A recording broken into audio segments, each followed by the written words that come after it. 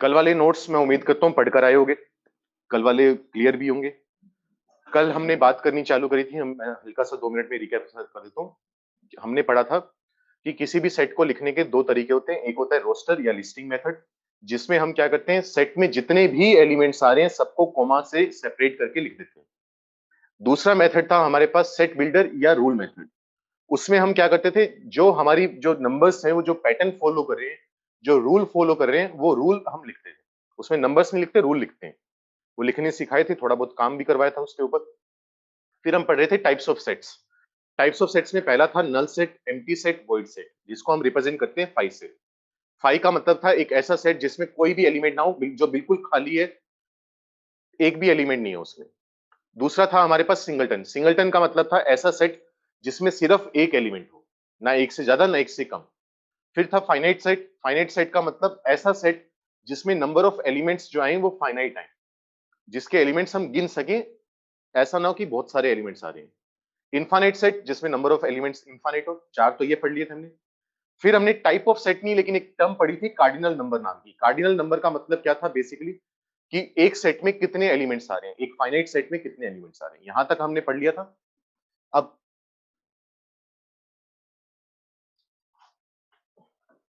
अब देखो यही बात है, एक चीज समझाने में ना 15-20 मिनट निकल जाते हैं। अब अभिजीत का सवाल है कि sir quadratic and straight line नहीं आएगा। बच्चे तू बता, मेरा स्टेटमेंट क्या था? तू 12th में हो, 11th में हो, आईआईटी की तैयारी कर रहे हो, इंडिया के टफेस्ट एग्जाम्स में से एक है, या द टफेस्ट एग्जाम है। तुम एक बात नहीं समझ पा रहे टीचर की। मैंने कहा कि सिर्फ बेसिक ट्रिग्नोमेट्री और सेट्स आएगा, बाकी बेसिक मैथ्स का कोई टॉपिक नहीं आएगा। अब तेरा सवाल में से ये कि सर क्वाड्रेटिक और स्ट्रेट लाइन आएगा, तो तू बता तेरा मन क्या कहता है? जो तूने मेरी बात समझी उससे क्या मतलब निकलता है?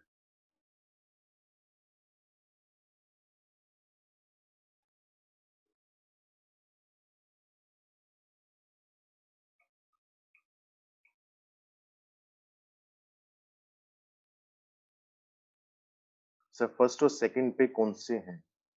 समझा नहीं मनन में। थर्ड कब बोला यार मैंने? ये कहा टफेस्ट है, मैंने तो ना कहा थर्ड टफेस्ट, मैंने कहा द टफेस्ट। चलो, टाइप्स ऑफ सेट्स पढ़ रहे थे। इसके बाद देखो इक्वल सेट्स।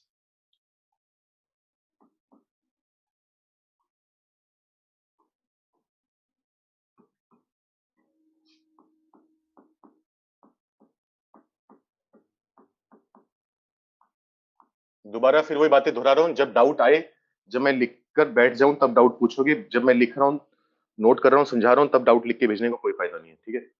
चैट बॉक्स मत भर देना। इक्वल सेट्स, अगर दो सेट हैं ए और बी, अगर वो इक्वल हैं तो उनको लिखने का तरीका क्या होगा? ए इक्वल टू बी, मतलब ए और बी सेट्स इक्वल है। अब इससे हम समझते क्या है, इसका मतलब क्या है वो देखते हैं। तो लिखोगे two sets A and B are called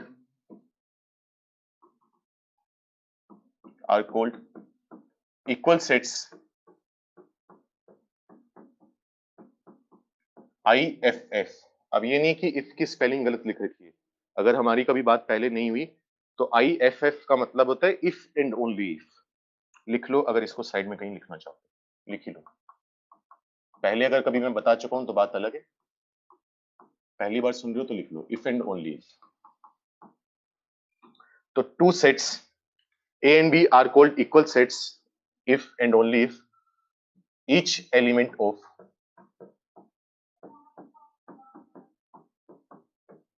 set A belongs to set B and each element of set B belongs to set A। मान लो तुम्हारे पास दो सेट हैं A और B, A का हर एलिमेंट B सेट में आ रहा है और B का हर एलिमेंट A सेट में आ रहा है। अगर ये पूरी कंडीशन काम करेगी तब जाकर हम ये बोलेंगे कि दोनों सेट्स A और B इक्वल है। ठीक है, ये कंडीशन का काम करना जरूरी है। जैसे एग्जांपल लेकर देखते हैं। फॉर एग्जाम्पल, जैसे मान लो मैं बोल दूं कि ए सेट जो है वो है 1 2 3 और बी सेट है अपने पास 2 1 3। तो चेक करो क्या हो रहा है। ए सेट में 1 आ रहा है तो वो बी में भी आ रहा है, ए सेट में 2 आ रहा है तो वो बी में आ रहा है, ए में 3 आ रहा है तो वो बी में भी आ रहा है। मतलब ए का हर एलिमेंट बी में आ रहा है। ये फर्क नहीं पड़ता पहले आ रहा है बाद में आ रहा है, वो मतलब नहीं है, क्योंकि मैं बोल चुका हूं कि सेट में अरेंजमेंट का कोई लेना देना नहीं है कि पहले कौन बाद में कौन। चेक करो, बी का हर एलिमेंट ए में आ रहा है, 2 आ रहा है, 1 भी आ रहा है, 3 भी आ रहा है। ए का हर एलिमेंट बी में है, बी का हर एलिमेंट ए में है। इसका मतलब मैं बोल दूंगा कि ए सेट और बी सेट दोनों बराबर है। बस ये भावना ही है हमारी।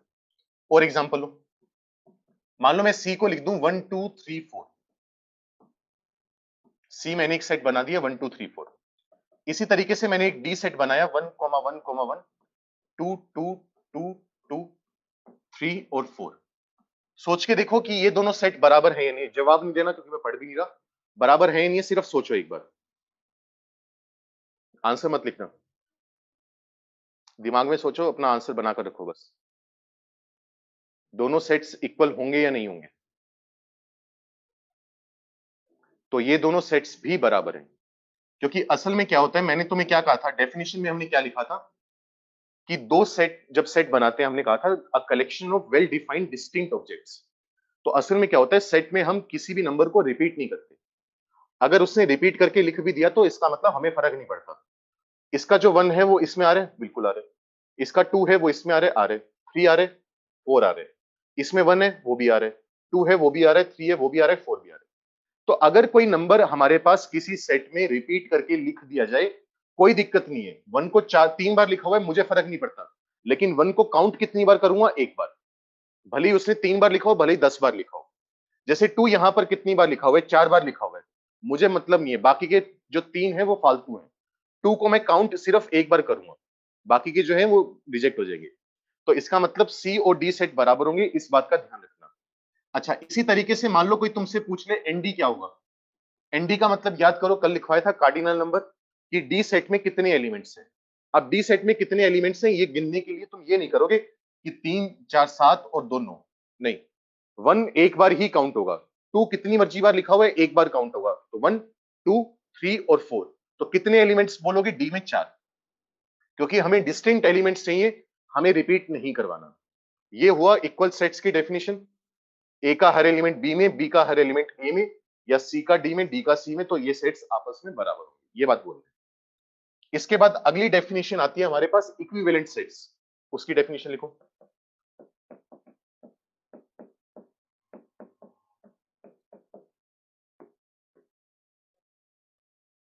अब जैसे मैं डेफिनेशन लिखूंगा तो उस टाइम साथ के साथ डेफिनेशन लिख लिया करो।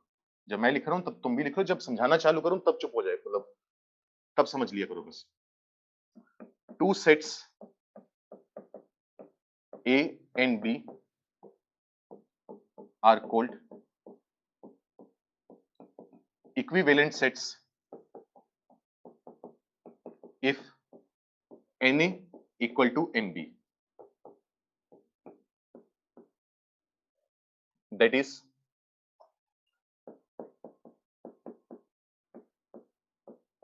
the number of elements in set A is equal to the number of elements in set B. तो दो सेट्स को इक्विवेलेंट कब बोलते हैं? अगर ए सेट है, बी सेट है। मान लो ए में 4 एलिमेंट है, बी में 4 एलिमेंट है। अगर नंबर ऑफ एलिमेंट्स बराबर आ जाएंगे तो दोनों सेट को इक्विवेलेंट बोल देंगे। वो एलिमेंट्स हैं क्या, मुझे फर्क नहीं पड़ता। जैसे एग्जांपल लेते हैं, for example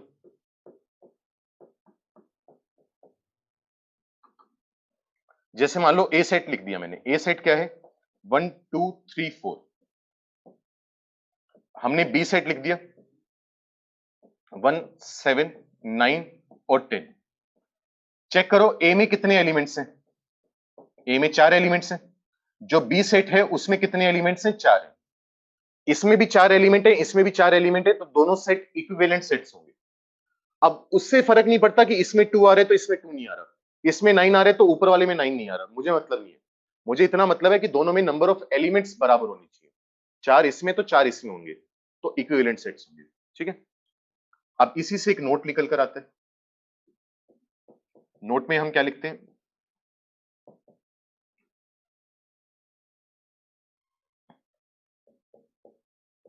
to equal sets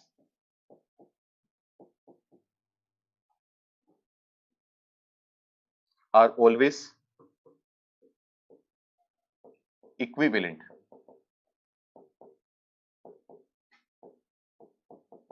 but the converse is not true.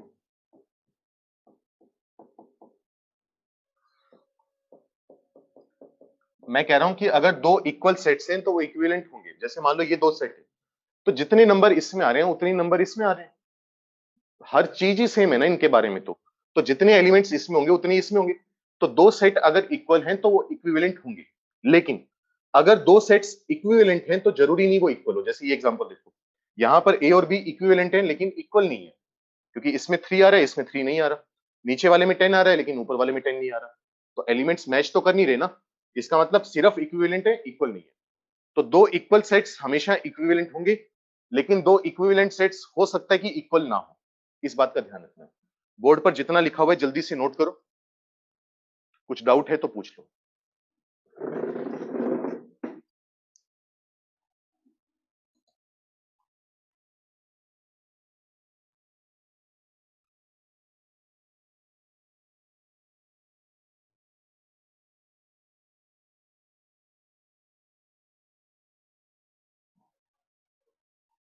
Vithal collection में जीरो भी तो आ सकता है ना बच्चे, क्या दिक्कत होगी? जीरो एलिमेंट्स भी आ सकते हैं, कोई दिक्कत नहीं। कि हम ये कह देंगे कि उस प्रॉपर्टी को फॉलो करने वाला एक दिन कलेक्शन के लिए जरूरत होना है। मैंने कल भी कहा था, हमने ये कभी नहीं कहा कि कलेक्शन बनाने के लिए कम से कम एक एलिमेंट चाहिए, कम से कम दो चाहिए, कम से कम तीन चाहिए। जीरो भी आ सकते हैं, अलाउड है।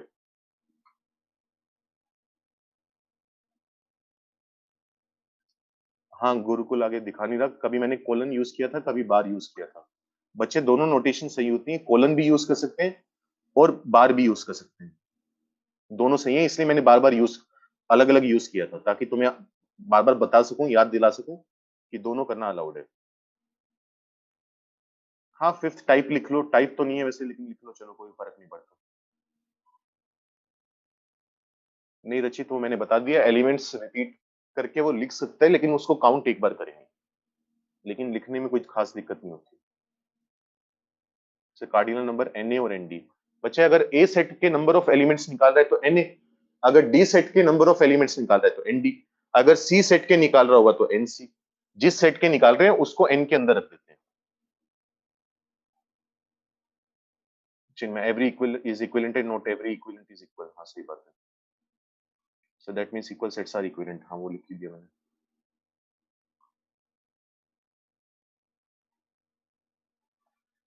But the converse is not true. ये ले भाई, अब देख ले, अब दिख रहा होगा। But the converse is not true. Equal sets का सेकंड एग्जांपल इक्विवेलेंट होगा। हाँ सिमरन होगा। इसमें भी चार एलिमेंट है, उसमें भी चार एलिमेंट है, तो इक्विवेलेंट तो होगा। देवांश बच्चे, नोट में हमने ये बोला है कि दो इक्वल सेट्स हमेशा इक्विवेलेंट होंगे, लेकिन दो इक्विवेलेंट सेट्स हमेशा इक्वल नहीं होते।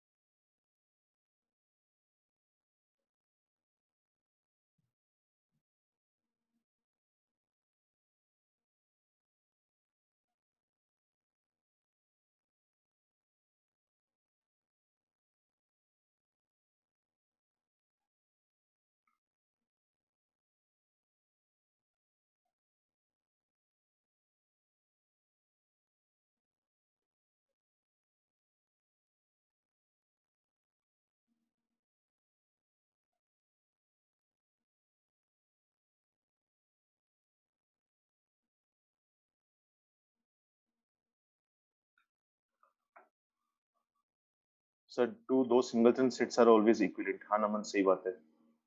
सर नल सेट हमसे इक्वल, नल सेट हमेशा इक्वल सेट होंगे। हाँ नल सेट तो एक ही होता है ना, तो इक्वल ही होंगे। In definition of equivalent sets it can be replaced with, हाँ ठीक है सर। इफ 1 एंड -1 हो किसी सेट में तो हम इसे कैसे काउंट करेंगे?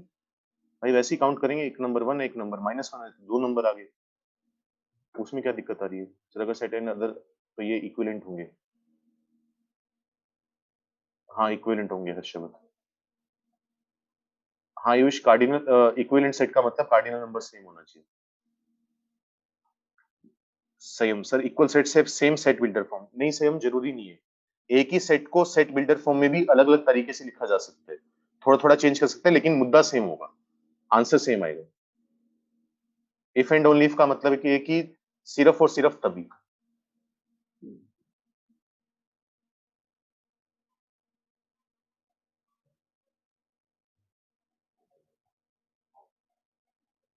हाँ आयुष,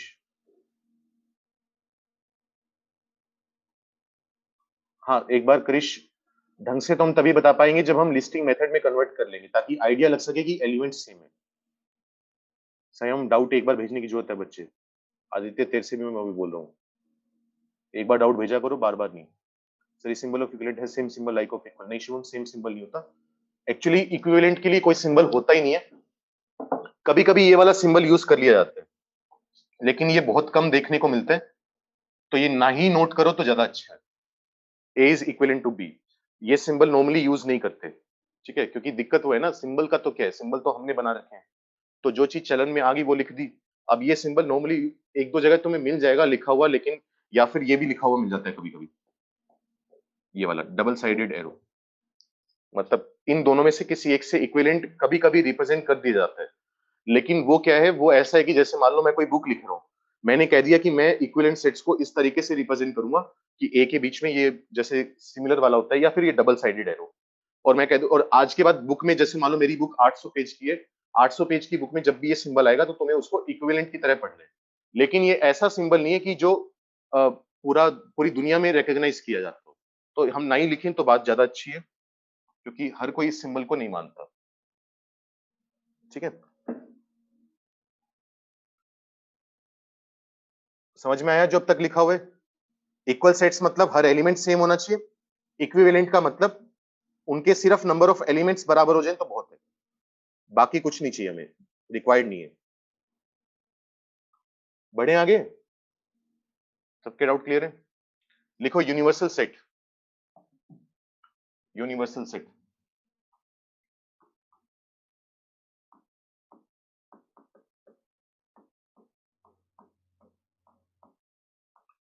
जैसे फाई होता था ना, फाई का मतलब क्या था, नल सेट एम्प्टी सेट, तो नल सेट का सिंबल फाई था, वैसे ही यूनिवर्सल सेट का सिंबल होता है you,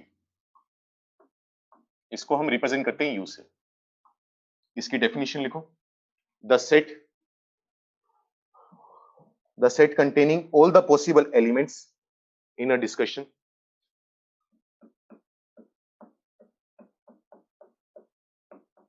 the set containing all the possible elements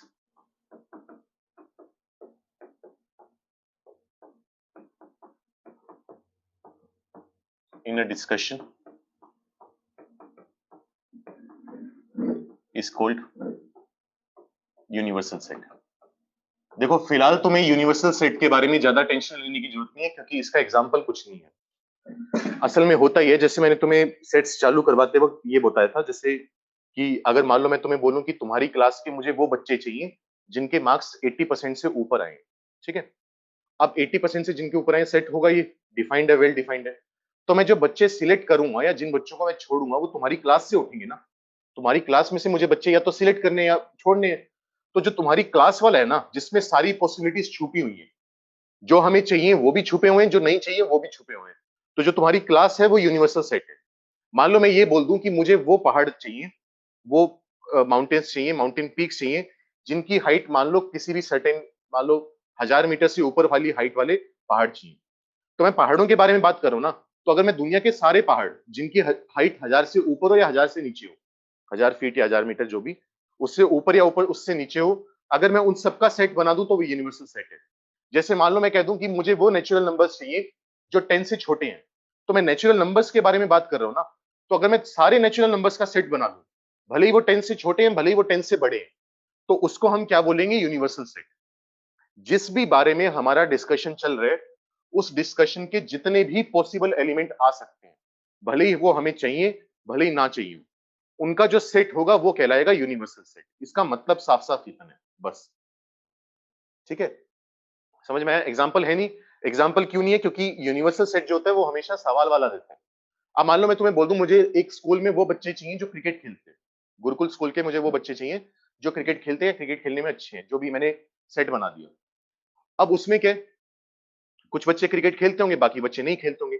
तो जो भी बच्चा सिलेक्ट होगा वो गुरुकुल का बच्चा सिलेक्ट होगा। तो गुरुकुल स्कूल के जितने भी बच्चे हैं वो सब एक यूनिवर्सल सेट है, क्योंकि उसी में से हमें सिलेक्ट करना है या उसी में छोड़ना है कुछ।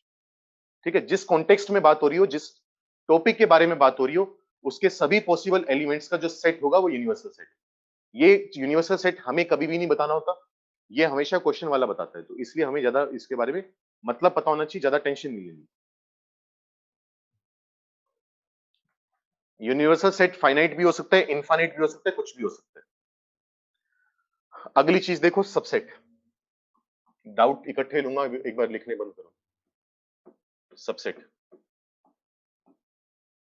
सबसेट का मतलब क्या है? इसकी डेफिनेशन लिखो।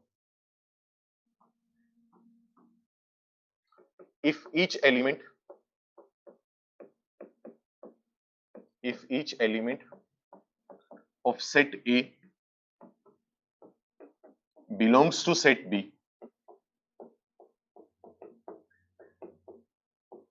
then set A is called a subset of set B. ध्यान देना, दोनों डेफिनेशन में फर्क है। यहां पर हमने बोला था कि A का हर एलिमेंट B में होना चाहिए, B का हर एलिमेंट A में होना चाहिए, दोनों काम होने चाहिए, आदान प्रदान होना चाहिए। लेकिन यहां पर हम सिर्फ इतना कह रहे हैं, if each element of set A belongs to set B, बस। A का हर एलिमेंट B में आना चाहिए, B का आ रहा है नहीं आ रहा मुझे फर्क नहीं पड़ता, then set A is called a subset of set B। ठीक है, ये बात है। इसको लिखने का तरीका, it is represented by, it is written as या रिप्रेजेंटेड बाय, अगर A B का सबसेट है तो उसे लिखने का तरीका होगा, यहां पर A लिखोगे फिर B लिखोगे, ये सिंबल यूज किया जाता है। क्यों, क्या, उसका कोई रीजन नहीं है, बस ये सिंबल। जैसे इक्वल टू के लिए ये वाला सिंबल यूज करते हैं, लेस देन इक्वल टू के लिए ये वाला, अगर A B का सबसेट है तो उसके लिए ये वाला सिंबल यूज करेंगे। एक यू सा बनाओगे, लेटा हुआ यू, और नीचे ये, इस तरीके से रिप्रेजेंट किया जाता है, भले ही ऊपर भी लिख दो।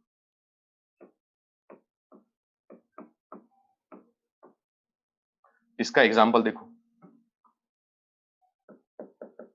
फॉर एग्जाम्पल जैसे मान लो ए सेट है 1 2 3 और बी सेट है 1 2 3 4 5।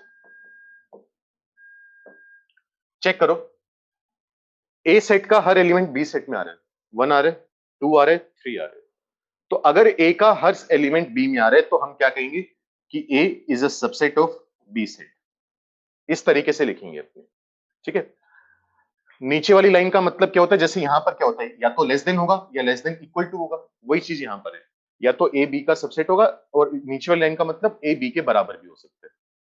तो A is a subset of B.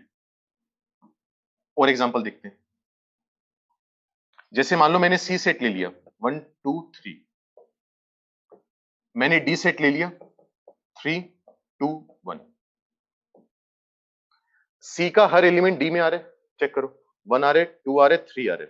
इसका मतलब सी जो होगा वो डी का सबसेट होगा।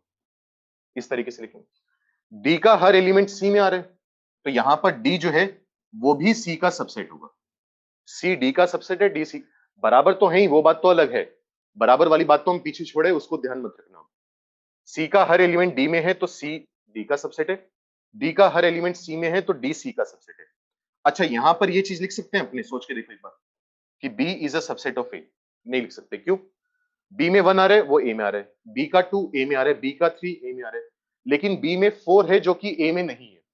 तो बी का हर एलिमेंट ए में नहीं आ रहा ना, अगर हर एलिमेंट नहीं आएगा तो सबसेट नहीं होगा। इस तरीके से काट दोगे इसे। ये सबसेट की डेफिनेशन हुई, परिभाषा हुई। अगर इसको सिंपल लैंग्वेज में समझना चाहो, सिंपल शब्दों में समझना चाहो, तो इसका मतलब ये होगा, अगर इसको तोड़कर, अगर बी को तोड़कर ए बना सकते हो, तोड़ने का मतलब या तो तुम इसका एक भी एलिमेंट ना लो, या तुम इसका एक एलिमेंट ले लो, दो एलिमेंट ले लो, तीन एलिमेंट ले लो, या सारे के सारे एलिमेंट ले लो। अगर बी से की मदद से तुम ए बना सकते हो, तो ए सबसेट होगा। अगर बी की मदद से नहीं बना सकते तो सबसेट नहीं होगा। ठीक है, ये डेफिनेशन है। इतना नोट करो, फिर आगे बात करते हैं।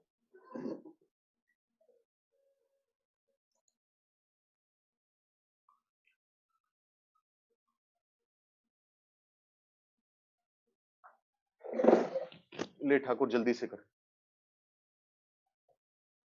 स्क्रीनशॉट ले ले, नोट करने का टाइम तो नहीं है।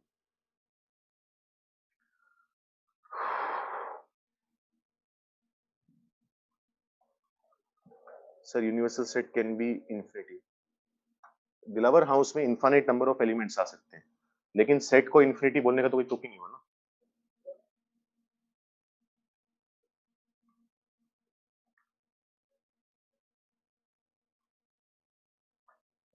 गुरुकुल एन दिखा रहा है, बस नाम पूरा नहीं दिखा रहा। यूनिवर्सल सेट फाइनाइट भी हो सकता है, इनफाइनाइट भी हो सकता है, सिचुएशन पर डिपेंड करेगा। जैसे अगर दुनिया में पहाड़ गिन रहे हैं तो पहाड़ तो लिमिटेड है ना, भले ही 10 करोड़ पहाड़ हो, इतने है भी नहीं, लेकिन मान लो 1 लाख पहाड़ है तो वो 1 लाख लिमिटेड है, तो फाइनाइट होगा। अगर नेचुरल नंबर्स के बारे में बात करें तो नेचुरल नंबर्स इनफाइनाइट है, तो यूनिवर्सल सेट भी इनफाइनाइट होगा। तो वो सिचुएशन पर डिपेंड करेगा। सलोनी सर, प्लीज रिपीट, समझ नहीं आया, क्या नहीं समझ में आया सलोनी? कौन सा point? Can a set contain other sets? हाँ बिल्कुल, आदित्य कर सकता है, अभी देखेंगे, पावर सेट की बात होती है वो, अभी देखते हैं उसके बारे में। Sir, what about a set containing all the students who used to play cricket but not those who used to play cricket?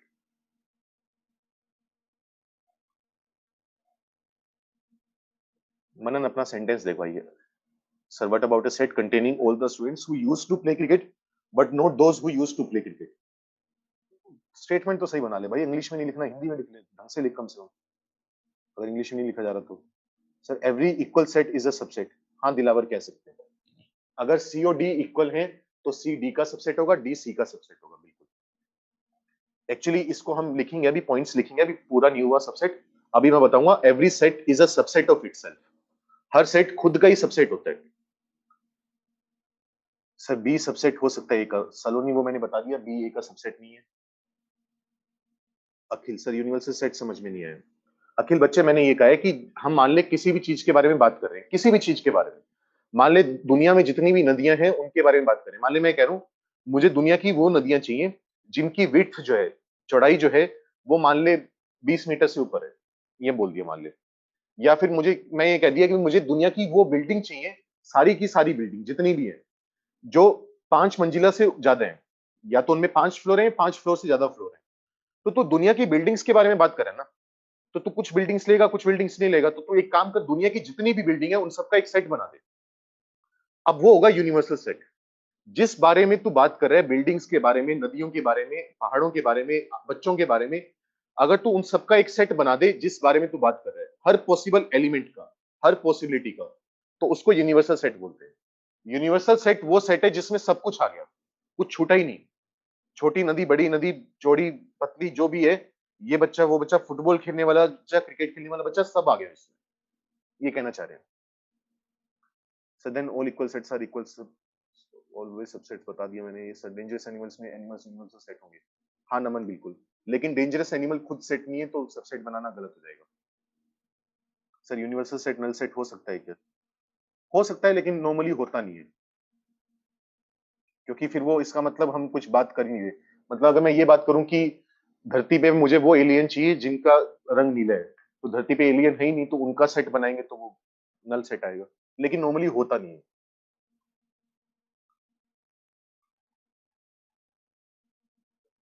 ये यू यूनियन वाला है क्या? नहीं, ये यू थोड़ी ना यार, ये लिटाया हुआ है, यू तो ये होता है भाई। अल्फाबेट थोड़ा सिखाऊंगा अब तुम्हें मैं, यू ऐसा होता है देखने में। Which symbol is used between two equivalent sets? Muskan, पहले बता चुका हूँ मैं। हर्षव, तेरा डाउट भी क्लियर कर चुका हूँ मैं पहले। Are all equal set subsets हो गया ये।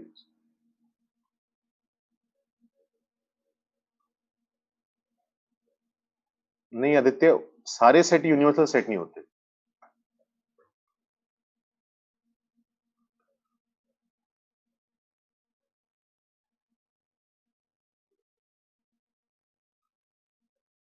जिनमें सेट ऑफ नेचुरल नंबर्स एक यूनिवर्सल सेट जरूरी नहीं है, डिपेंड करता है। अगर हम नेचुरल, मान ले अगर मैं फ्रैक्शंस के बारे में बात कर रहा हूँ, 1/2 1/3 के बारे में, तो नेचुरल नंबर्स का सेट किसी काम का नहीं है यहाँ पर, तो वो यूनिवर्सल सेट नहीं होगा।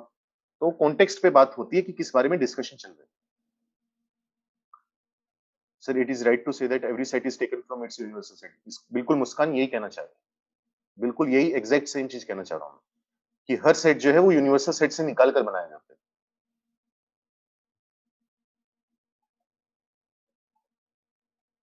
ठीक है, और भाई मैं बार बार बोल चुका हूँ वही है, लेकिन कुछ बच्चे हैं एक ही डाउट 4-4 5 बार 10-10 बार टाइप करके भेज रहे हैं। भाई एक बार मैं समझने की कोशिश किया करो, कहाँ आईटी के सपने देख रहे हो फिर तुम लोग, जब सिंपल चीज समझ में नहीं आ रही तुम्हें।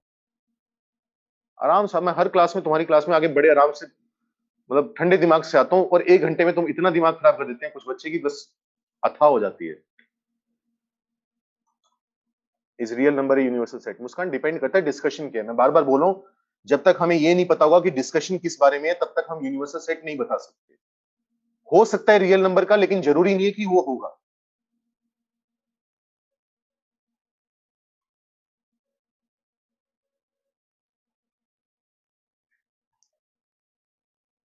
आदित्य, हाँ ये भी एक सेट है, जो तूने लिखा हुआ है वो सेट है, वो पावर सेट है। मैंने बोला जैसे अभी करवाऊंगा पावर सेट क्या होता है।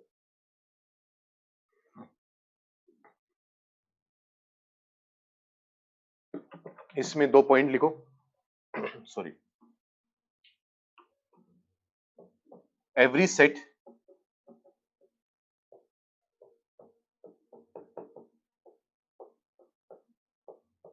Is a subset of itself. Her set खुद का ही सबसेट होता है। जैसे मान लो ये दोनों सेट बराबर थे ना। सबसेट का इतना मतलब समझ लो, मैं बार बार बोल रहा हूँ, सबसेट का मतलब होता है कि कोई भी सेट दिया हो, जैसे सी दिया हुआ है, तुम या तो यहां से कुछ भी ना उठाओ, कुछ भी ना उठाया तो फाइव बना, या कोई भी एक एलिमेंट उठा लो, कोई भी 2 एलिमेंट उठा लो, कोई भी 3 उठा लो, सारे के सारे उठा लो, इसको तोड़कर अगर कोई सेट बना सकते हो तो वो क्या है? सबसेट है। तो every set is a subset of itself, क्योंकि मान लो वही एग्जांपल है, सी है, सी से तुम दोबारा सी तो बना ही सकते हो ना, क्या दिक्कत है? सी से सी बनाने के लिए तुम क्या करोगे? सारे के सारे एलिमेंट उठा लोगे, तो सी से सी बनाना पॉसिबल है। तो एक सेट अपने आप का सबसेट होगा। इसके बाद हम क्या करें? फाइव। फाइव का मतलब क्या होता है? Null set is a subset of every set. अब फाइव को बना सकते हो ना। फाइव को बनाने के लिए क्या चाहिए? फाइव को बनाने के लिए चाहिए कि हम कोई भी एलिमेंट ना लें। अब सी सेट है 1 2 3, अब इसमें से मैं कोई भी एलिमेंट ना लूं तो क्या बनेगा? फाइव बनेगा।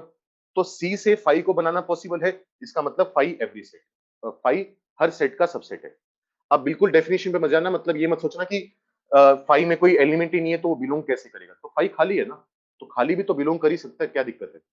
तो हर सेट अपने आप का सबसेट है, और फाइव सबका सबसेट है, नल सेट। जल्दी से नोट करो। सलोनी, बहुत सारे एग्जाम्पल बता दिए मैंने, बहुत ज्यादा एग्जाम्पल बता दिए। इतने तो मैंने कभी बताए नहीं, आज तक जीवन में नहीं बताए। 3 साल मिलाकर नहीं बताए जितने बता दिए मैंने। कि पहाड़ों के बारे में बात हो रही है तो पहाड़ों का सेट यूनिवर्सल सेट है, नदियों के बारे में बात हो रही है तो नदियों का सेट यूनिवर्सल सेट है। जिस कॉन्टेक्स्ट में बात हो रही है, उसका जो भी सुपर सेट बनेगा, जो भी पॉसिबिलिटीज का सेट बनेगा, वो हमारे पास यूनिवर्सल सेट है। और इसकी टेंशन मत लो, वो सवाल वाला बनाकर देता है, हमें नहीं बनाना होता कभी भी। सर एक बार फर्स्ट पॉइंट समझा दो। नमन बच्चे समझा दिया, 2 3 बार समझा दिया। अगर तू इस सेट के सारे एलिमेंट ले लेगा तो इससे ये वाला सेट बनाना पॉसिबल है ना, सी से सी बनाना। इसका मतलब सी खुद का ही सबसेट होगा। अगर सिंपल भाषा में ये समझना है, बी की मदद से हम ए बना सकते हैं, बी को तोड़कर हम ए बना सकते हैं, तो ए बी का सबसेट है। सी को तोड़कर सी बना सकते हैं, तोड़ने का मतलब कुछ भी नहीं छोड़ा, हमने सब कुछ ले लिया। तो सी से सी बनाना पॉसिबल है, तो सी खुद का सबसेट होगा। Every set is a subset of itself. ठीक है, आगे देखो।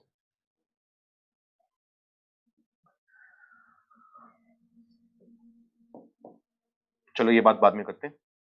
अब हमारे पास क्या है? सबसेट। सबसेट को एक तरह से, चलो छोड़ो एक मिनट। सबसेट हमारे पास 2 टाइप के होते हैं, एक होता है प्रॉपर और एक होता है इम्प्रॉपर। तो इसमें डेफिनेशन लिखोगे, improper subset.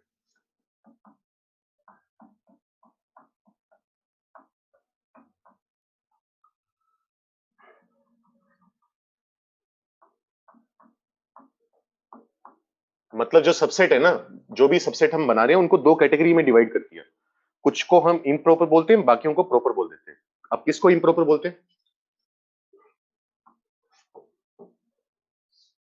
For the set A is called the improper subset.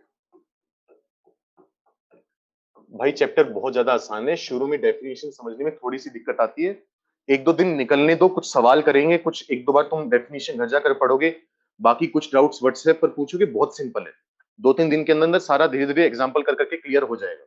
बहुत ही घटिया सा चैप्टर है ये वैसे। शुरू में थोड़ी दिक्कत आती है बस। इससे पहले जो बैच आए हैं उनको भी दिक्कत आई थी, लेकिन आज उनसे पूछो, इससे घटिया चैप्टर नहीं पढ़ा उन्होंने। ठीक है, बाकी आगे के जो चैप्टर है उनसे तो बहुत आसान है।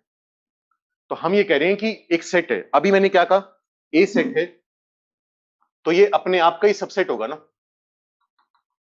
हर सेट अपने आप का सबसेट होता है।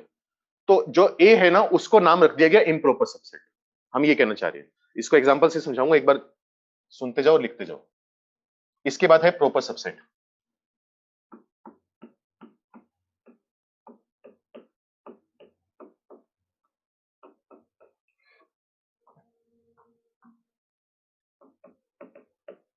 Every subset of set A except itself is called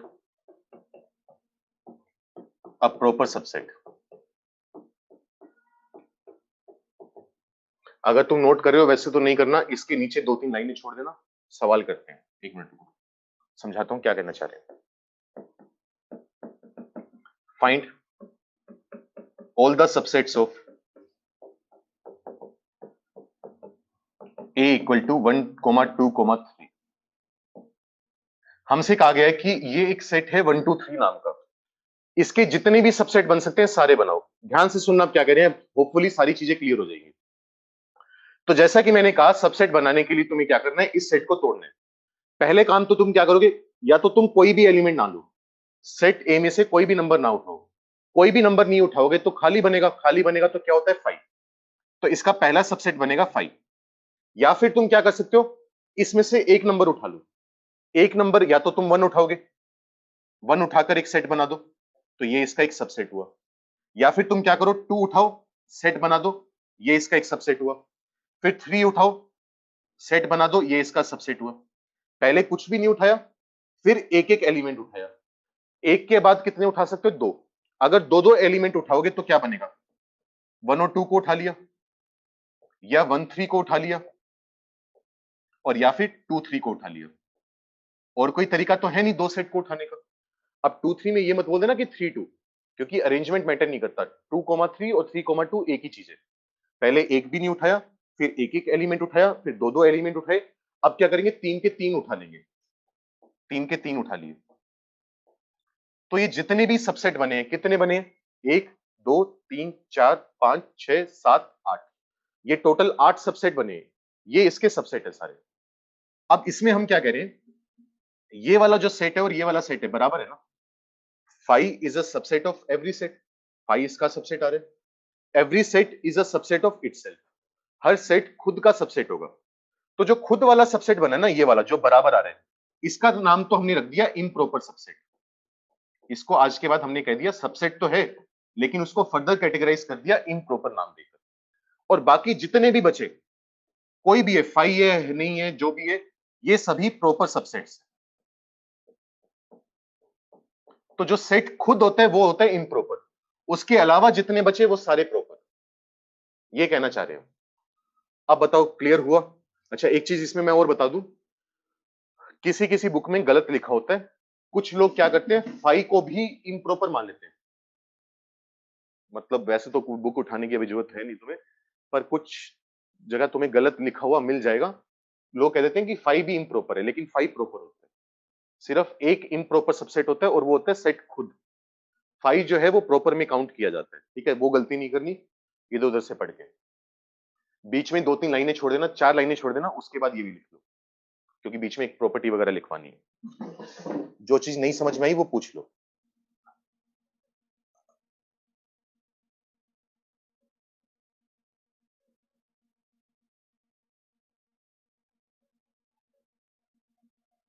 हाँ सलोनी, ए का सबसेट है ये कहना चाह रहे हैं। जैसे यहाँ पर 1 2 3 है तो 1 2 3 तो 1 2 3 खुद का ही सबसेट है और उसका नाम क्या रख दिया इम्प्रॉपर सबसेट और बाकी जितने भी हैं वो प्रॉपर है, जितने भी हैं सारे।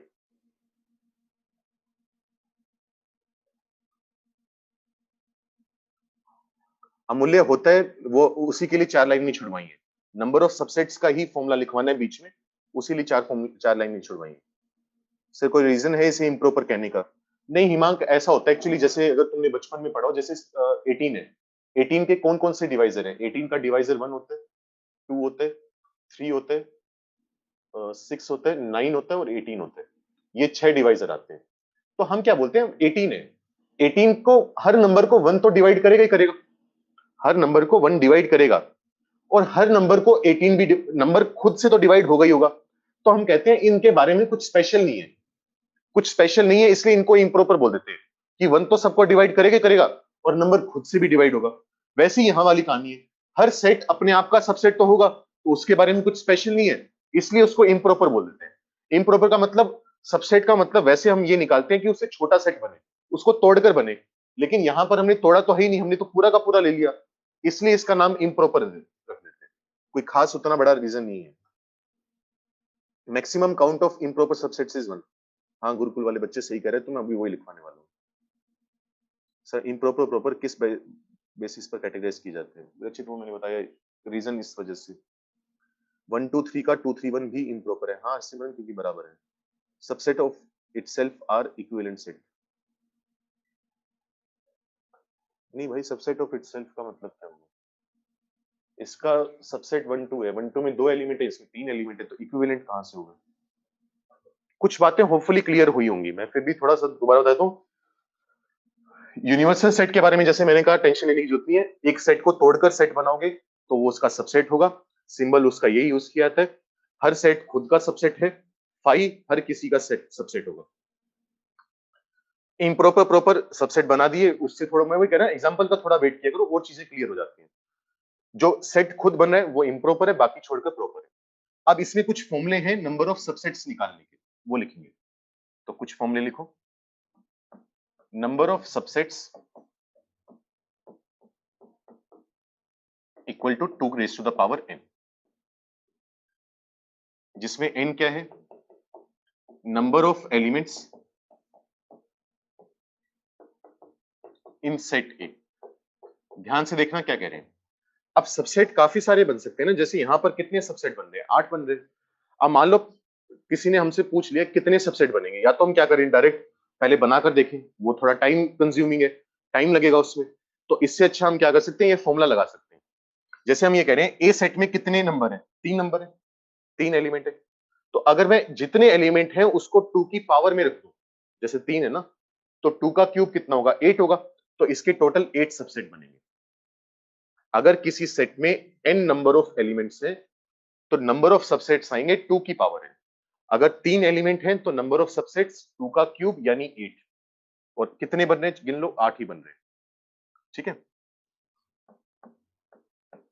नंबर ऑफ इम्प्रॉपर सबसेट्स,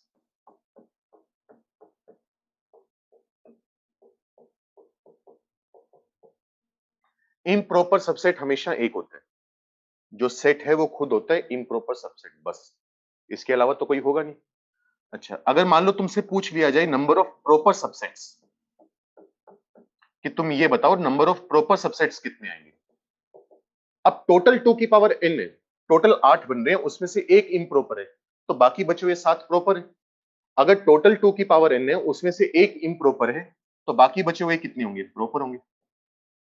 ये बात कहना चाह रहे हैं। जल्दी से ये 3 पॉइंट लिखो जो लाइनें छोड़ी थी उसमें।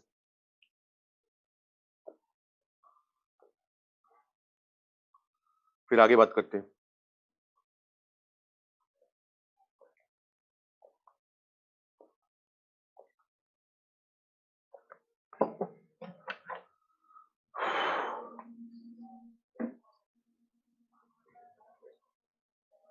सर 5 भी इम्प्रॉपर होना चाहिए क्योंकि वो भी हर सेट का सबसेट होता है।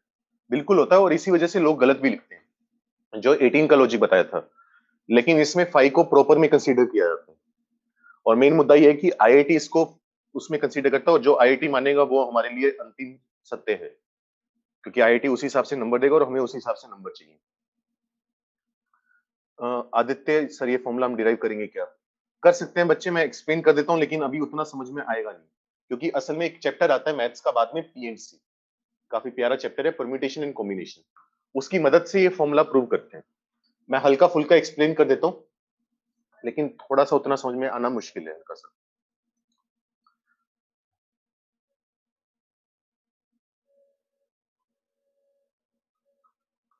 जैसे होता ये, सपोज कर ए में कितने एलिमेंट है, 1 2 3 है ना। सबसेट होने का मतलब क्या है, तुझे उसको तोड़कर बनाना है। अब जैसे मान ली एक सेट है, इसमें 3 नंबर है एबीसी, 3 लेटर्स है, तो इसका सबसेट बनाना चाहता है। ठीक है, सबसेट बनाने के लिए तो क्या सोचेगा, जो ए है उसको तू ले भी सकता है, नहीं भी ले सकता, तेरे पास दो ऑप्शन है, या तो तू ए को लेगा या ए को सबसेट में नहीं लेगा। जैसे 1 है, 1 इस सबसेट में आया लेकिन इसमें नहीं आया, 1 इस सबसेट में आया लेकिन 2 वाले में नहीं आया। तो हर एलिमेंट के पास दो ऑप्शन होते हैं, या तो वो सबसेट में आएगा या नहीं आएगा। तो ए के पास कितने ऑप्शन है, 2 है। इसी तरीके से बी के पास कितने हैं, 2 हैं। सी के पास 2 हैं। ये कहानी चलती जाएगी, जितने एलिमेंट्स होंगे उतनी ही बार 2 मल्टीप्लाई होगा। अब मल्टीप्लाई क्यों कर रहे हैं, वो पीएनसी चैप्टर का कंसेप्ट है, कारण होता है उसके पीछे। तो जितनी बार एलिमेंट्स आएंगे उतनी ही बार 2 मल्टीप्लाई होगा। कितने एलिमेंट्स हैं, n है, तो 2 कितनी बार मल्टीप्लाई होगा, n टाइम्स। किसी भी नंबर को n टाइम्स मल्टीप्लाई करना मतलब उसकी पावर n करना, ये आ जाएगा 2 की पावर n। ये कहना चाह रहे हैं, ठीक है। नहीं समझ में आया, भाड़ में गया, अभी काम का है भी नहीं, चैप्टर बहुत बाद में आएगा, उस चैप्टर की चीजें काम आएंगी इसमें। आदर्श फाई का एक ही सबसेट होगा बच्चे, फाई, बस। फाई खुद अपने आप का सबसेट है, उसका एक ही इम्प्रॉपर सबसेट है, प्रॉपर है ही नहीं उसका। नहीं, ये चीज नहीं लिखनी, ये जो येलो में लिखा हुआ है ना, सिर्फ ये 3 पॉइंट लिखने हैं, जल्दी से लिखो। ये तो भी समझ में नहीं आई होगी, क्योंकि मल्टीप्लाई क्यों करते हैं उसका रीजन बताने में 15-20 मिनट निकल जाएंगे।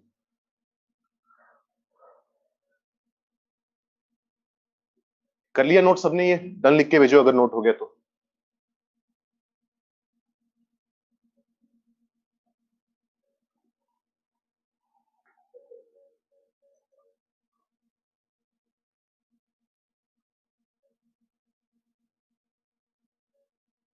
हाँ रचित, फाई का सिर्फ इम्प्रॉपर सबसेट होगा बच्चे, सही बात है।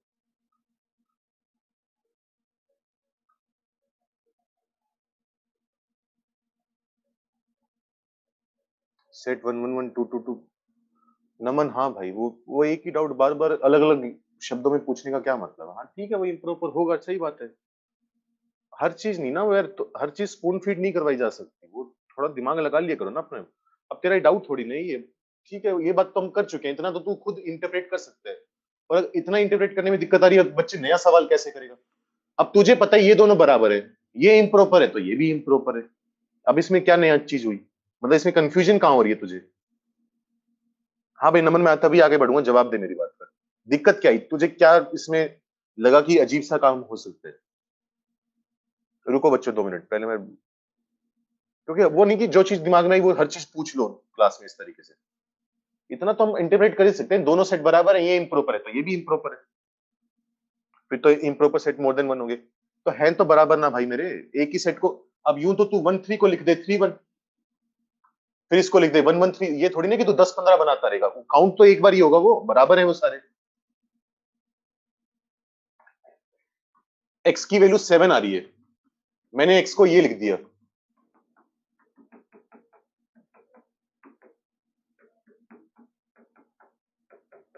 कितनी वैल्यू आ रही है एक्स की बताना एक बार। तो फिर यहां पर 4 5 6 नहीं आनी चाहिए, तरीके तो अलग अलग हैं लिखने के। हाँ भाई नमन जवाब दे, मैंने तो 5 अलग अलग तरीके से लिख दिया, तो 5 वैल्यू नहीं आनी चाहिए? क्यों नहीं आनी चाहिए, क्योंकि सारे सेम है, एक ही चीज को अलग अलग तरीके से लिखे ना, तो ऐसा मतलब तो नहीं कि वो 10 बार काउंट होगा। अब एक ही सेट को दो अलग तरीके से लिख देंगे, ये तो नहीं कि उसको 4 4 बार काउंट करेंगे। बच्चों इतना तो अपना दिमाग वो ऐसा नहीं कि हर चीज ही। अब एक बच्चा है, अब उस बच्चे का डाउट बताता हूँ तुम्हें, तभी तो मैं कह रहा हूँ कि कभी कभी दिमाग खराब हो जाता है। अब एक बच्चा है, उसने डाउट पूछा। वैसे तो पूछो डाउट, हम इस चीज के लिए बोलते भी हैं कि जितने डाउट पूछने पूछो, लेकिन इस तरीके, जैसे वो बच्चे का डाउट ये है कि सर ये 1 2 3 है, नाम तो नहीं लूंगा मैं, सर ये बराबर है। मैंने कहा हाँ बराबर है। फिर उसका अगला मैसेज आया, सर ये भी बराबर है, हाँ बच्चे ये भी बराबर है।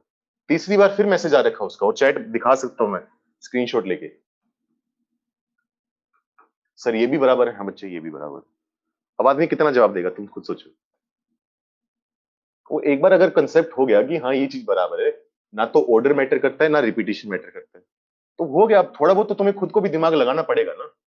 यूं तो टेस्ट में थोड़ा सा भी नया सवाल आएगा, तुम तो पेन छोड़ दोगे वहां पर कि हमें तो ये पढ़ाया ही नहीं गया, आता ही नहीं हमें ये तो थोड़ा सा वो इंटरप्रेट करना पड़ेगा तुम्हें।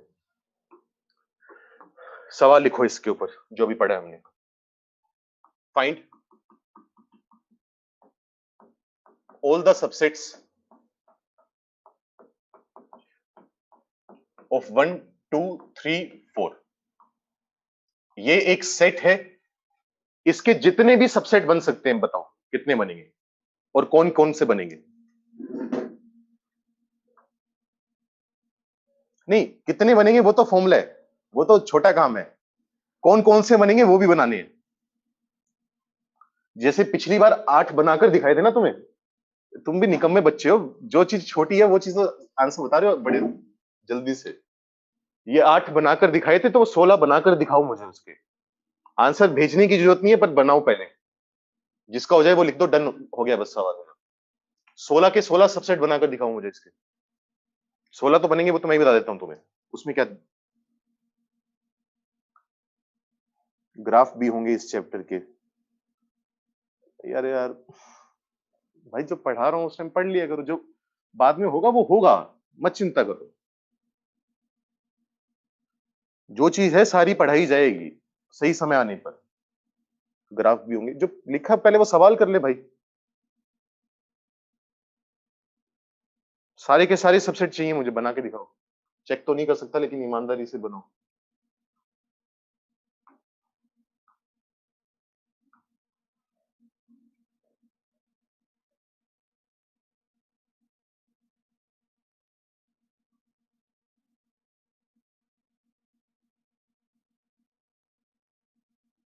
डन, ठीक है। तो सबसे पहले वही तोड़कर बनाना है अपने को।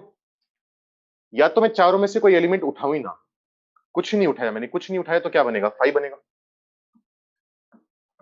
अब दोबारा देख लेना, आखिरी एग्जांपल है इस टॉपिक का, तो डाउट जो होगा होपफुली सारे इसी से खत्म हो जाएंगे। सॉरी, 5 आया। या फिर मैं एक एलिमेंट उठाऊंगा, वो एक एलिमेंट 1 हो सकता है, वो एक एलिमेंट 2 हो सकता है, वो एक एलिमेंट 3 हो सकता है, या वो एक एलिमेंट 4 हो सकता है। तो 5 तो बन गए। पहले एक भी एलिमेंट नहीं उठाया, फिर एक उठाया, अब कितने उठाएंगे, 2। दो कौन कौन से उठा सकते हैं, 1 2 को उठा सकते हैं, 1 3 को उठा सकते हैं, या फिर 1 4 को उठा सकते हैं। बच्चों दोबारा बोल रहा हूं, 1 4 ले लिया तो अब ये मत कहना कि 4 1 भी लो, क्योंकि 4 1 और 1 4 में सिर्फ अरेंजमेंट का फर्क है और कोई फर्क नहीं है, तो उसको बार बार नहीं लेना। 1 का काम तो निपट गया ना, 1 के साथ 2, 1 के साथ 3, 1 के साथ 4। अब बारी आएगी 2 की। अब 2 1 के साथ तो आ ही चुके, अब 2 की बारी आएगी 3 के साथ, और 2 आएगा 4 के साथ। बंद करना मत भूलना, बंद करते रहने, सेट बनाते रहने। 2 का काम निपट गया। अब बारी आती है 3 की। 3 1 के साथ आ चुके हैं, 3 2 के साथ आ चुके हैं। अब 3 किसके साथ आएगा, 4 के साथ। ये आ गया, दो दो वाले बन गए। अब कितने कितने वाले बनाएंगे, तीन तीन वाले। 4 में से 3 नंबर लेना, मतलब एक नंबर छोड़ देना। तो पहले मैंने 1 को छोड़ दिया, 1 को छोड़ देंगे तो क्या क्या बनेगा, 2 3 और 4, क्योंकि 3 नंबर लेना मतलब एक को छोड़ना। पहले 1 को छोड़ दिया, अब 2 को छोड़ देते हैं। अगर 2 को छोड़ोगे तो क्या बनेगा, 1 3 4। फिर मैंने 3 को छोड़ दिया तो 1 2 4।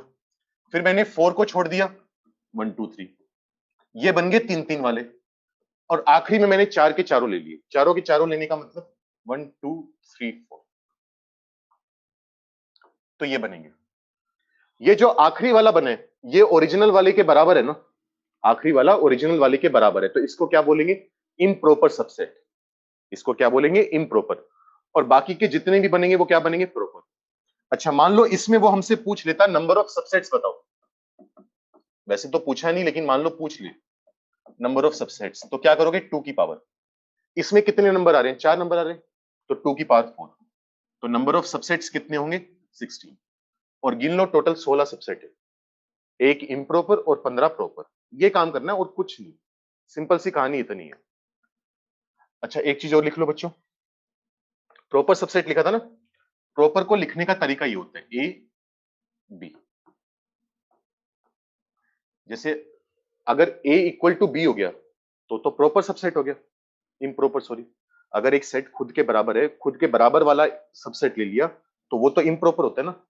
तो इसका मतलब प्रॉपर में बराबर तो आ ही नहीं सकते। चेक करो कोई भी प्रॉपर सबसेट ए के बराबर नहीं है, फाइव ना ए के बराबर नहीं है, वन वाला भी नहीं है, कोई भी सेट सबसेट ए के इक्वल नहीं है। तो ये वाला सिंबल यूज करते हैं। जैसे ये वाला सिंबल कब यूज करते हैं? जब x या तो y के इक्वल हो या उससे छोटा हो।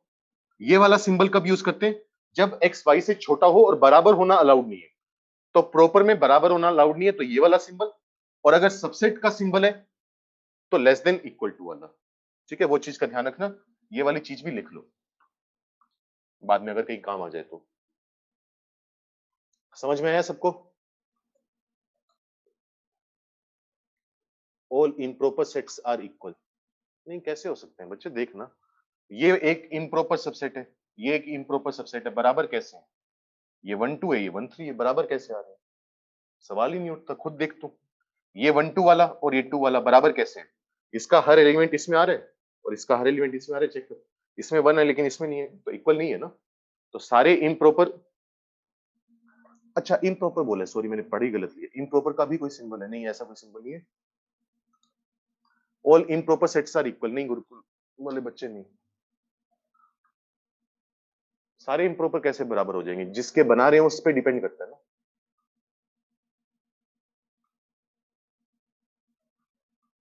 तो वही टॉपिक शुरू होता है, थोड़ी सी हमारी हवाइयां उड़ती हैं, थोड़ा सा हमें 1 2 मिनट लगते हैं समझने में चीजों को, 2 3 बार सुनते हैं उस चीज को, घर जाके नोट्स पढ़ते हैं, 2 3 सवाल करके देखते हैं, धीरे धीरे क्लियर हो जाता है अपने आप। एक चीज और लिखेंगे, अभी क्लास छोड़ नहीं रहा तो मीटिंग लीव नहीं करनी।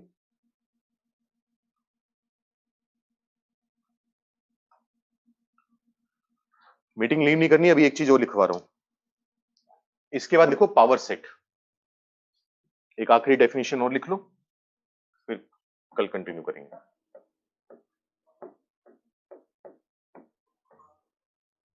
पावर सेट, इसको लिखते हैं पीए से, the set containing all the subsets of set A is called its power set and is represented by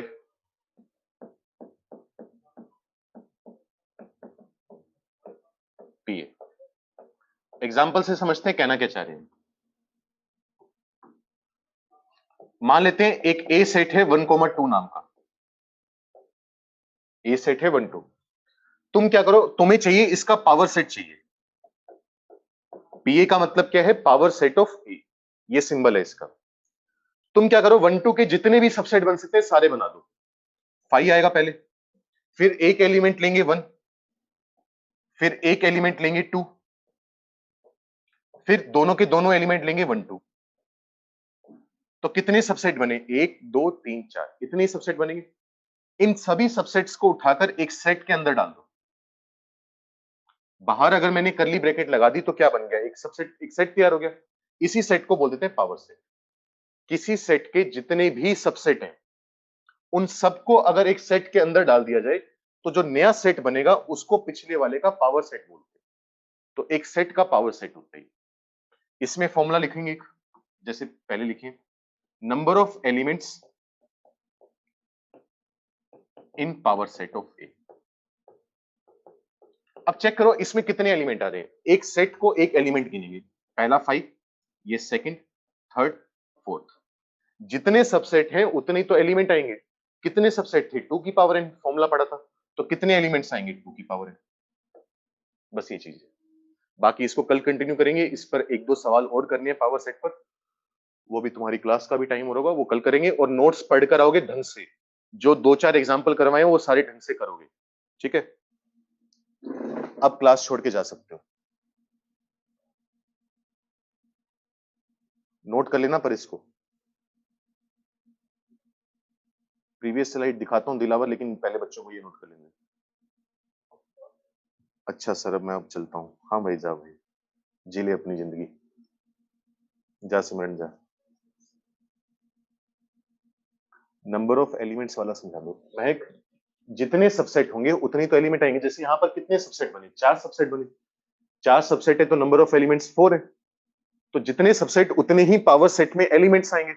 subset का फॉर्मूला क्या लिखा था? 2 की पावर n, उतनी नंबर ऑफ एलिमेंट्स है।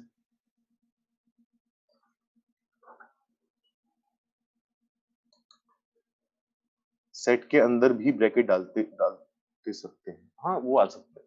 सेट का सबसेट का सेट बनाए तो ब्रैकेट के उसके अंदर भी ब्रैकेट आ सकते हैं। तो कोई बच्चा ये डाउट पूछ रहा था, सेट के अंदर सेट आ सकता है? बिल्कुल आ सकता है। सेट के अंदर सेट डाल। हाँ भाई सैम, राम राम, बाय।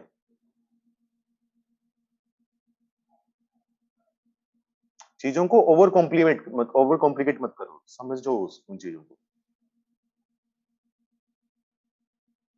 और कोशिश किया करो डेफिनेशन को दिल से समझने वाली बात। वो नहीं कि ये पॉसिबिलिटी आ रही है, उसको खुद सोचने की कोशिश करो कि ये पॉसिबिलिटी डेफिनेशन को सेटिस्फाई कर रही है नहीं कर रही, फुलफिल कर रही है नहीं कर रही। ठीक है, जितना खुद का दिमाग लगाओगे उतना ही आगे जाकर अच्छे से पढ़ पाओगे चीजें। वो मेरे दिमाग पर तुम पिगी बैक राइड नहीं ले सकते ना, अपना चलाना पड़ेगा अपने को। ठीक है भाई, बाय। नमन, नोट कर रहा था ना जब ये फॉर्मूला समझाया था मैंने? 2 बार समझा चुका हूँ, क्योंकि मैं नोट कर रहा था। सही सही बता। हाँ दिलावर, प्रीवियस स्लाइड दिखाता हूँ बच्चे, 2 मिनट रुको। जो बच्चे ये नोट कर रहे हैं उनको एक बार ये नोट कर लेंगे।